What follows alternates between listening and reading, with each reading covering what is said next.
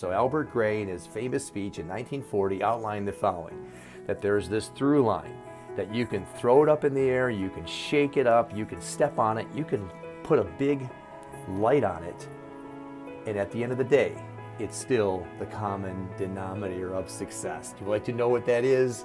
It's the following. Let me give you the exact definition. He identified that the difference between failures and successful people, now he called them failures, I think we're not really saying that term much anymore, but let's just say people that aren't successful. But for the purpose of this video, screw it, let's just call them failures, which represents the people that don't get what they want in life and business. Is that successful people, here's the common denominator, I'm going to drop it for you right now.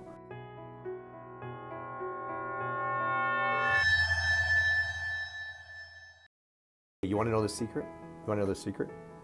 In 1940, Albert Gray wrote a speech, and the title of the speech was The Common Denominator of Success. Now, the reason why he wrote this is because he was part of an insurance company. He was trying to figure out, why is it that some people are succeeding in this industry and they don't seem to be working very hard at all, and yet others are working their asses off and they feel like they're just not making any headway. Now, isn't that interesting? Because I felt that way before, and maybe you have as well. Come to find out, in this iconic speech, The Common Denominator of Success, he actually breaks down what the common denominator of success is. In other words, what's the one thing? What's the through line to successful people? There's one thing that's common amongst everybody that's A, ever been successful, and B, ever will be successful. So in this video, I'm going to walk you through what that looks like. What is the common denominator? But stay to the end, because every part of this is important. If you're inclined to have a better next year than this year, we're at the end of the year now. So if you're looking at your next year and saying, okay, something's got to change. Something has to change in my business, something has to change in my sales, something has to change in my life. Whatever you're up to, this is the common denominator. What it means is that you can't get around it. You can't sidestep it. This is it. This is it. Are you ready?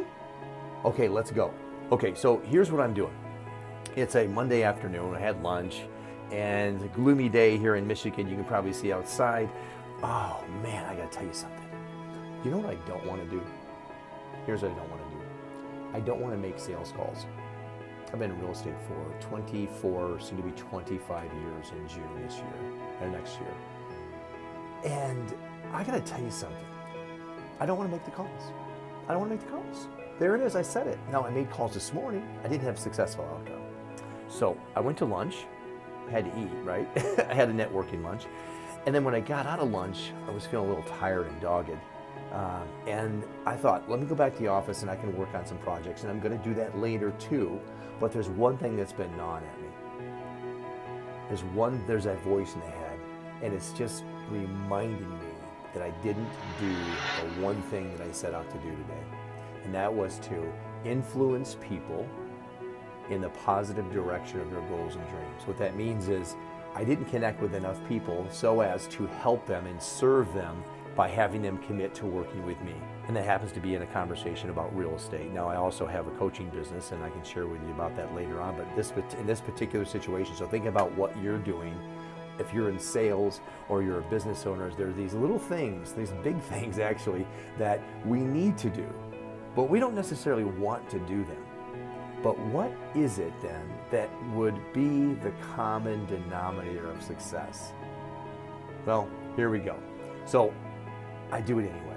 There's the secret. There's the common denominator. So Albert Gray, in his famous speech in 1940, outlined the following, that there's this through line, that you can throw it up in the air, you can shake it up, you can step on it, you can put a big light on it, and at the end of the day, it's still the common denominator of success. Do you like to know what that is? It's the following. Let me give you the exact definition. He identified that the difference between failures and successful people, now he called them failures. I think we're not really saying that term much anymore, but let's just say people that aren't successful. But for the purpose of this video, screw it. Let's just call them failures, which represents the people that don't get what they want in life and business. Is that successful people, here's the common denominator, I'm going to drop it for you right now. Successful people do the things that failures are unwilling to do. There it is. There it is. I'll repeat that for you just in case you missed it. The common denominator of success is that successful people do the things that failures are unwilling to do. Period. That's it. Right there. Shouldn't it be fancier than that? Shouldn't it be a little jazzed up? Or maybe, what else is it, Kevin? Maybe there's something else. Are you missing something? I'm actually not. So I came back to my office after lunch. I don't want to make the calls, but I'm going to do it anyway. I'm going to put myself in the face of a lot of adversity. I would say a lot of rejection, because I happen to be calling on for sale by owners and expireds. These are folks that don't want to hear from me. Whew, I could so much make 1,000 excuses as to why I don't want to make those calls, but I'm not going to do it. And it's because of the common denominator of success. I'm not going to make the excuses because I've made a decision that I'm going to do the things that I don't want to do when I don't want to do them, not because I enjoy it. I don't enjoy it. There, I said it. I'm not enjoying that process right now. Sometimes I enjoy it more than others. Right now, today on this Monday, feeling a little tired. Came back from lunch. I don't know what's going on. It's a gloomy day. But the reason is for a reason that you can't see, which is right here. You can see this shelf behind me, but you can't see what's right here. What's right here are my goals. There's a picture of my family. There's a picture of places that we're going to go together. There's a picture of a couple really big, amazing things that I'm moving towards in my life and my business that I'm going after. In order for me to have those things, I need to do the things that I don't want to do when I don't want to do them. Because if I waited for me to feel like it, I'd never frickin' do it. I mean, 95% of the time, I don't feel like doing that.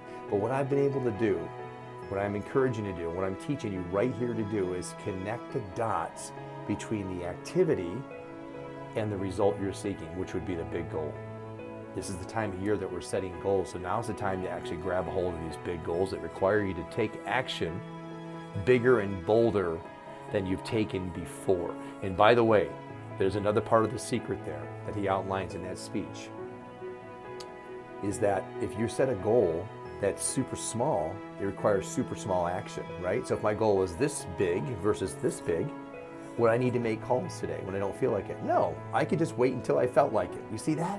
So the bigger the goal, the bigger our belief system has to be, the bigger that our actions have to be, the bigger our belief systems have to be, the bigger our actions have to be. Because in order to have that, or those things there, I need to be a better version of myself. This requires internal transformation for me to have that.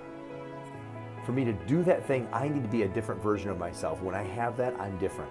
I've grown in the process of having that goal. So you see how those things, two things are intertwined. There's dots connected. The behavior, the activity of the thing I don't want to do gets me to that. So I've connected the dots. I've made the goal bigger than the laziness, bigger than the fear of rejection. The goal's here, fear of rejection's here, laziness is here. My goal is way more important to me than leaning into laziness or fear of rejection. You guys have that. Are you listening to what I'm saying? This is so critically important. Think back at a time that you've actually gotten your goal. You've achieved your sales goal. You've done the thing. You have it. You've actually won the contest. You've actually earned an income that exceeded your expectations. Think back at the times that you did the things in order to have that when you didn't feel like doing them. When you ran the marathon, when you rolled out of bed in the morning, did you feel like running?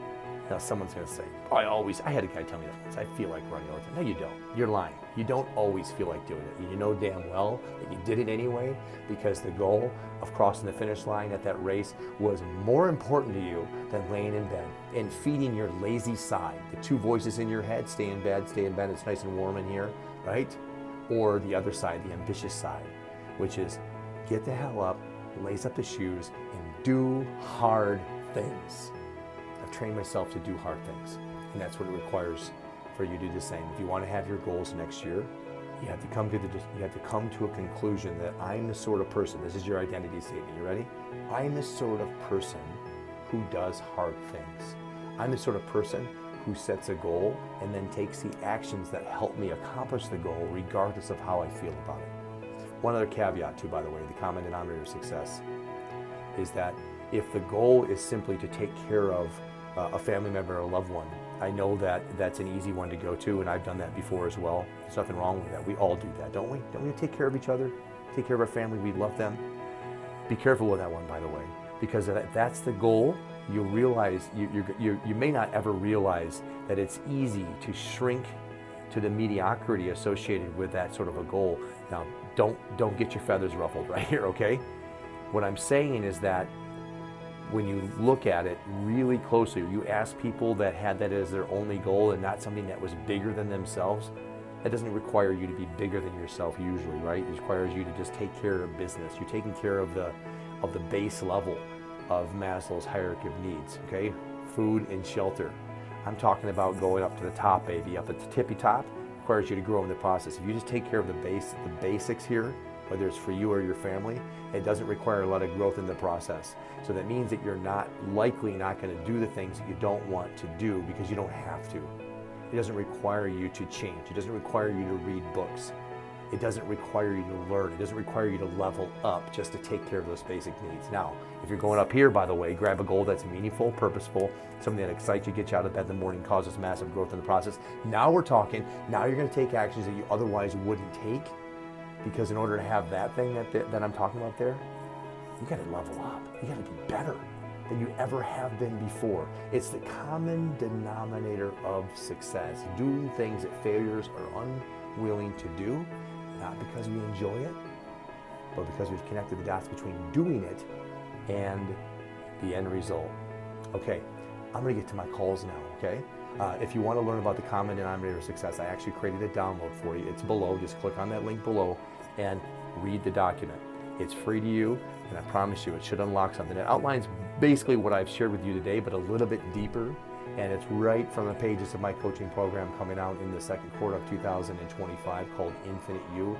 And there's a lesson right in there called the Common Denominator of Success. My gift to you for the rest of the year and in the new year, download it, learn it, and apply it, and I promise you the world is going to change for you, because the way you start to think about success will pivot and it will shift. If you want to grab a coaching call with me, you can do that as well. I highly encourage you. If this is resonating with you, this is the information I'm sharing with my clients now, in the new year, and forever, because this is the stuff that really separates mediocre from excellent, the amateur from the pro.